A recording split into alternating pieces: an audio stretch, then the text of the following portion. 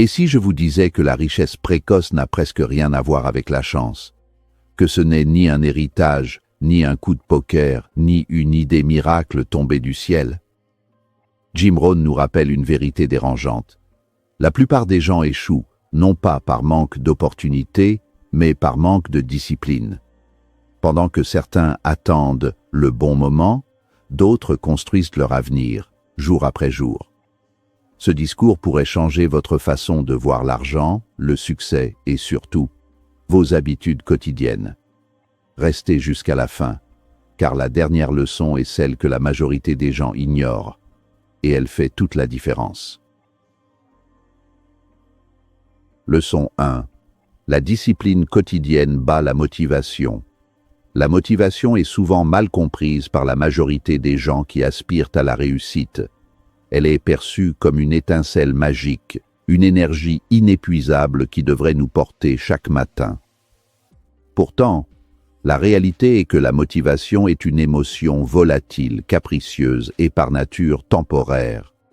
Elle dépend de facteurs extérieurs. Une vidéo inspirante, une bonne nouvelle ou simplement une bonne nuit de sommeil. Compter sur la motivation pour bâtir une fortune ou réaliser un grand projet, c'est comme essayer de construire une maison sur du sable mouvant. Dès que l'émotion retombe, l'action s'arrête. C'est ici que la discipline entre en jeu. La discipline est l'art de dissocier vos actions de vos émotions. C'est la capacité d'exécuter un plan, non pas parce que vous en avez envie, mais parce que vous avez décidé que c'était nécessaire. Les personnes qui réussissent ne se demandent pas si elles sont motivées, elles se demandent simplement ce qui doit être fait aujourd'hui. Il est crucial de comprendre que les personnes qui s'enrichissent tôt ont compris une vérité fondamentale. L'action précède souvent le sentiment. Nous avons tendance à croire qu'il faut se sentir bien pour agir, mais la psychologie comportementale montre l'inverse. En agissant, même sans envie, nous créons un élan qui finit par générer de la satisfaction et, paradoxalement, de la motivation. Ceux qui attendent l'inspiration parfaite restent immobiles. À l'inverse, l'individu discipliné commence sa tâche, aussi ingrate soit-elle, et trouve sa motivation dans l'accomplissement du devoir. C'est cette constance inébranlable jour après jour qui crée un fossé immense entre les rêveurs et les réalisateurs. La discipline est le pont entre l'objectif fixé et l'objectif atteint. Sans elle, les meilleures intentions du monde restent lettres mortes.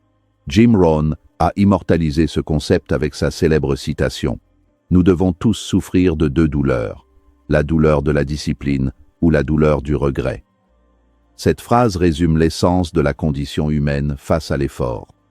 La douleur de la discipline se pèse en grammes. C'est l'effort de se lever 30 minutes plus tôt, de dire non à une dépense impulsive, ou de lire un livre complexe au lieu de regarder la télévision. C'est une douleur aiguë mais brève et gérable. En revanche, la douleur du regret se pèse en tonnes. C'est le poids écrasant de se retourner sur sa vie à 60 ans et de réaliser que l'on a gaspillé son potentiel. Le regret est une douleur sourde, persistante et souvent irréversible. Choisir la discipline aujourd'hui, c'est choisir de s'épargner une souffrance psychologique insupportable demain. La discipline quotidienne n'a pas besoin d'être spectaculaire pour être efficace, elle doit simplement être présente. C'est l'accumulation de micro-actions qui forge les grands destins. Imaginez un avion qui dévie de sa trajectoire de seulement 1 degré. Sur une courte distance, la différence est invisible. Mais sur un trajet de plusieurs milliers de kilomètres, cet avion atterrira sur un tout autre continent. La discipline fonctionne de la même manière. Lire 10 pages d'un livre sur l'investissement chaque jour semble insignifiant sur le moment. Mais au bout d'1 an, cela représente plus de 3600 pages, soit une douzaine d'ouvrages majeurs assimilés. Cette connaissance accumulée se transforme en compétence puis en richesse. C'est la magie de l'effet cumulé appliqué au comportement humain. Il faut aussi noter que la discipline est un muscle. Comme tout muscle, elle s'atrophie si elle n'est pas utilisée et se renforce avec l'exercice. Au début, s'imposer une rigueur financière ou professionnelle demande une énergie mentale considérable. C'est inconfortable, voire douloureux. Mais avec le temps, ce qui demandait un effort titanesque devient une seconde nature. L'inconfort initial se transforme en une routine fluide. Les personnes riches et disciplinées ne luttent pas constamment contre elles-mêmes. Elles ont simplement entraîné leur cerveau à préférer la récompense à long terme plutôt que la gratification immédiate. Elles ont appris à aimer le processus, sachant que la difficulté d'aujourd'hui est le prix à payer pour la liberté de demain. Enfin, la discipline quotidienne est le seul véritable antidote à l'anxiété de l'avenir. Lorsque vous savez que vous faites ce qu'il faut chaque jour, vous développez une confiance en vous inébranlable. Vous n'avez plus besoin de vous inquiéter du résultat final, car vous contrôlez les entrées du système. L'enrichissement n'est plus un souhait vague, mais la conséquence logique de vos actions disciplinées. En embrassant l'inconfort de la discipline, vous rejetez le chaos de la procrastination. Vous devenez le capitaine de votre navire, naviguant avec précision à travers les tempêtes de la vie, guidé non pas par l'humeur du moment, mais par la boussole de vos habitudes quotidiennes. Leçon 2. Les habitudes façonnent la richesse. On entend souvent dire que la pauvreté ou la richesse sont des états de fait, des conditions subies. Pourtant, une analyse plus fine révèle que votre situation financière actuelle est le miroir exact de vos habitudes passées. Vous n'êtes pas pauvre ou riche par hasard, vous êtes le résultat algorithmique de vos comportements répétés. Chaque dollar dépensé, chaque heure investie ou perdue, chaque aliment ingéré est un vote pour la personne que vous deviendrez. La richesse n'est pas un événement isolé comme gagner au loto, c'est un mode de vie. Si vous donnez 1 million d'euros à une personne ayant des habitudes de pauvreté, elle le perdra rapidement. Si vous enlevez tout à une personne ayant des habitudes de richesse, elle le reconstruira. La différence ne réside pas dans le solde bancaire, mais dans le logiciel mental qui gère les ressources. Ce que vous faites chaque jour avec votre temps, votre argent et votre énergie détermine la trajectoire de votre avenir financier. Le temps est la ressource la plus démocratique qui soit. Le milliardaire et l'étudiant fauché disposent tous deux de 24 heures par jour. La différence réside dans l'utilisation de ces heures. Les habitudes de richesse consistent à transformer le temps mort en temps productif.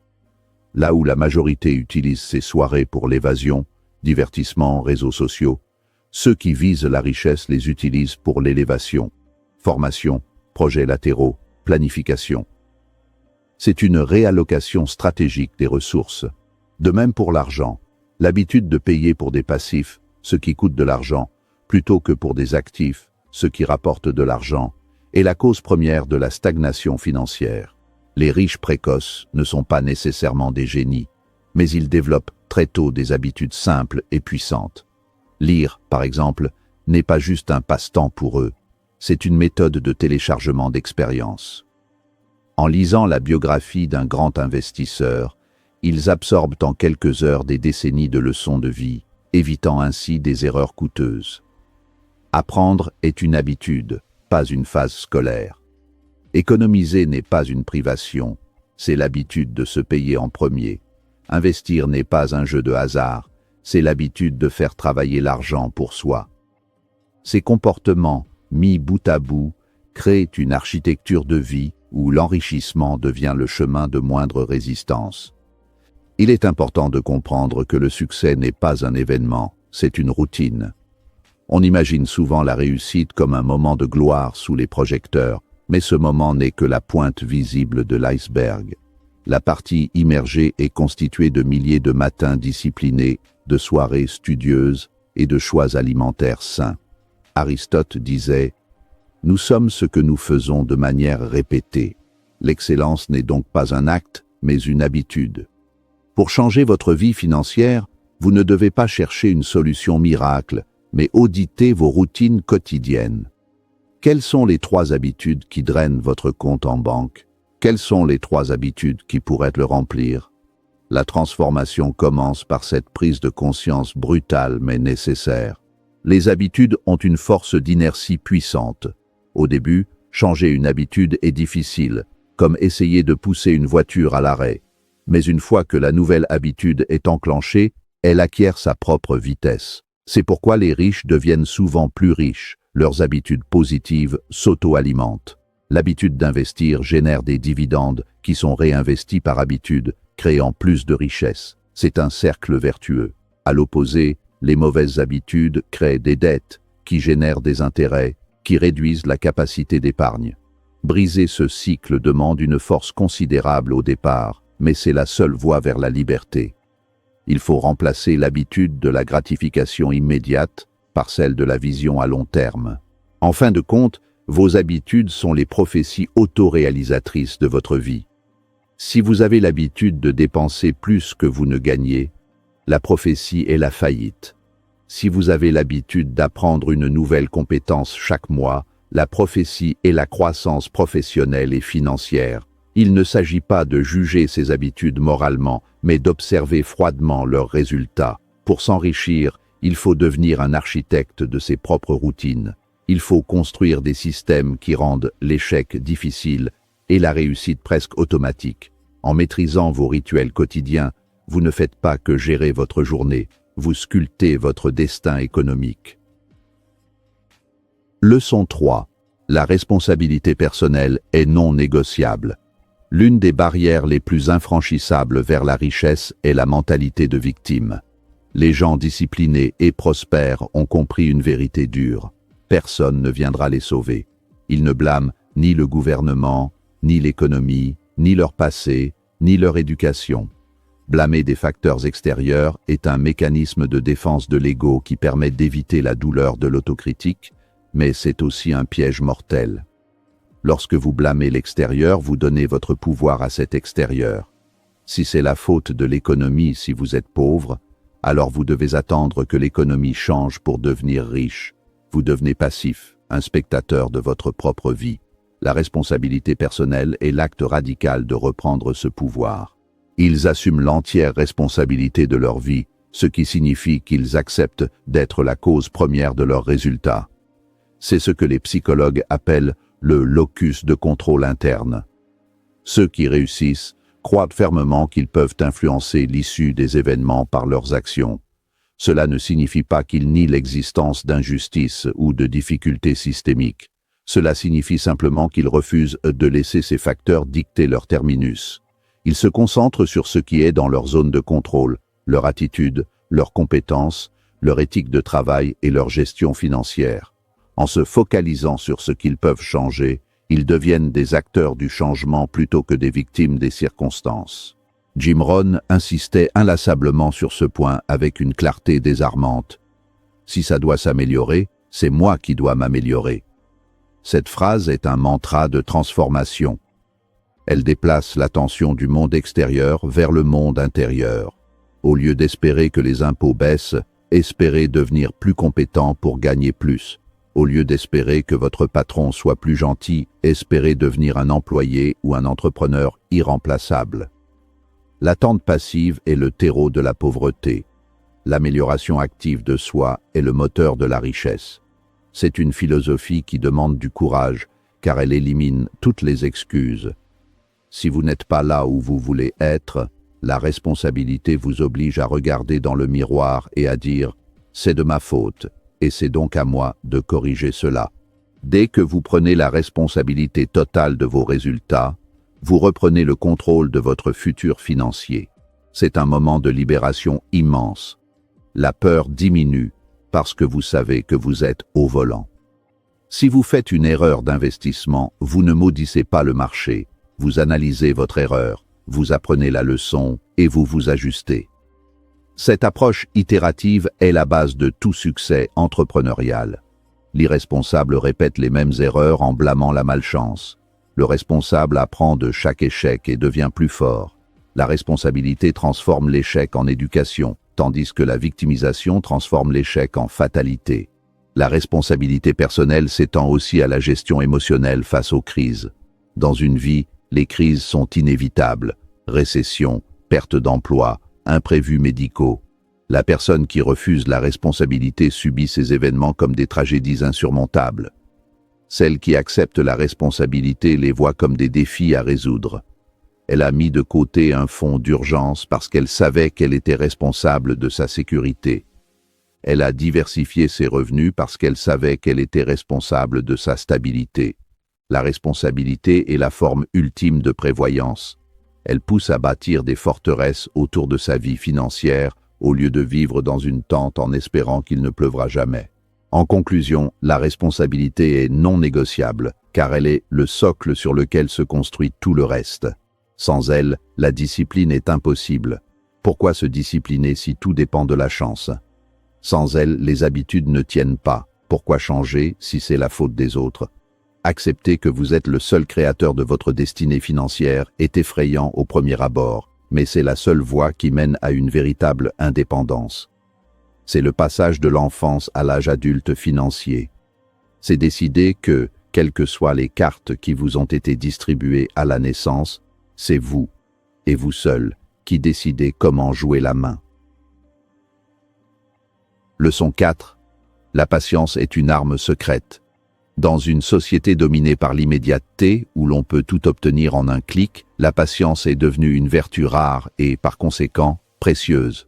S'enrichir tôt ne veut pas dire s'enrichir vite. Il y a une distinction fondamentale entre la vitesse et la précocité. Commencer tôt permet justement d'aller lentement, de laisser le temps faire son œuvre. Ceux qui cherchent à s'enrichir vite finissent souvent ruinés, victimes d'arnaques ou de prises de risques inconsidérés. La véritable richesse, celle qui dure, se construit comme un édifice, brique par brique, avec des fondations solides. La patience est l'acceptation du rythme naturel de la croissance. C'est comprendre qu'on ne peut pas forcer une récolte en tirant sur les tiges. Il faut arroser, attendre et protéger. Cela signifie commencer tôt et rester constant. La constance est la sœur jumelle de la patience. C'est la capacité de continuer à agir quand les résultats ne sont pas encore visibles. Il existe un concept appelé le plateau du potentiel latent. Lorsque vous commencez à investir ou à apprendre, les résultats sont souvent invisibles pendant longtemps. Vous faites des efforts, mais votre compte en banque ne bouge pas, ou peu. La majorité des gens abandonnent dans cette vallée de la déception, pensant que ça ne marche pas. Les personnes disciplinées savent que c'est le moment critique où les racines se forment. Elles traversent ce plateau avec patience, sachant que la croissance exponentielle attend de l'autre côté. Les personnes disciplinées comprennent le pouvoir des intérêts composés, du progrès lent mais continu. Albert Einstein aurait qualifié les intérêts composés de 8e merveille du monde.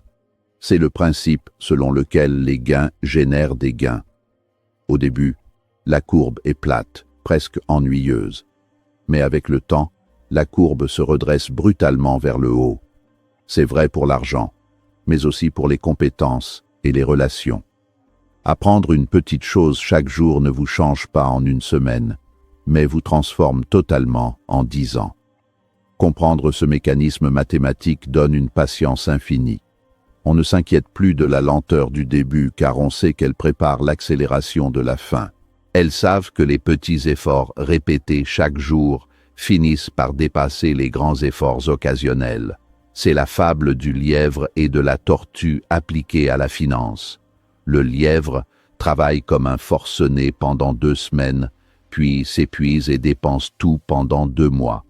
La tortue met de côté un petit pourcentage de son revenu, chaque mois, sans faute, pendant 20 ans. À la fin, la tortue est riche et libre, tandis que le lièvre court toujours après sa prochaine paye. La patience permet de lisser l'effort. Elle rend l'ambition durable. Elle évite le burn-out financier et mental. C'est une stratégie de préservation autant que d'accumulation. La patience est aussi une arme psychologique contre la pression sociale. Voir ses amis acheter des voitures de luxe à crédit ou partir en vacances coûteuses peut susciter de l'envie. Il faut une grande force de caractère pour continuer à conduire une voiture modeste et investir la différence en sachant que dans 10 ans, les rôles seront inversés. La patience, c'est la capacité de différer la gratification. C'est accepter de vivre comme la plupart des gens ne veulent pas aujourd'hui, pour pouvoir vivre comme la plupart des gens ne pourront pas demain. C'est un pari sur soi-même et sur le temps long. Enfin, la patience est ce qui permet de gérer les inévitables revers. Les marchés financiers chutent, les entreprises traversent des crises, les plans ne se déroulent pas comme prévu. L'impatient panique et vend au pire moment. Le patient attend, observe et souvent profite des crises pour se renforcer. Il a une perspective temporelle qui dépasse l'actualité immédiate. Il sait que l'histoire économique est une longue marche vers le progrès ponctuée de trébuchements temporaires. En adoptant la patience comme philosophie de vie, vous vous immunisez contre la volatilité du monde. Vous devenez un investisseur de long terme dans un monde de spéculateurs court-termistes. Leçon 5. Le succès est prévisible. Il existe un mythe romantique selon lequel le succès serait le fruit du destin, de la chance ou d'un alignement mystique des planètes. Cette vision est dangereuse car elle déresponsabilise. En réalité, la chance est imprévisible, la discipline ne l'est pas. La chance peut vous faire gagner une fois, mais elle ne peut pas bâtir une carrière ou une fortune pérenne. Ce que Jim Rohn et d'autres mentors nous enseignent, c'est que le succès obéit à des lois de cause à effet. C'est un processus mécanique, presque industriel. Si vous plantez des graines de tomates, vous n'obtiendrez pas des concombres par hasard. Si vous plantez des actions de succès, vous récolterez du succès. C'est la loi immuable de la semence et de la récolte. Si vous adoptez les bonnes actions chaque jour, les résultats deviennent inévitables. C'est une affirmation audacieuse, mais elle est soutenue par l'observation. Si quelqu'un dépense moins qu'il ne gagne, investit intelligemment la différence et continue d'apprendre, il est mathématiquement impossible qu'il finisse pauvre sur le long terme. Il peut y avoir des retards, des obstacles, mais la direction est fixée. Le succès n'est pas un miracle, c'est la conclusion logique d'un syllogisme pratique. Prémisse majeure, l'épargne et l'investissement créent la richesse.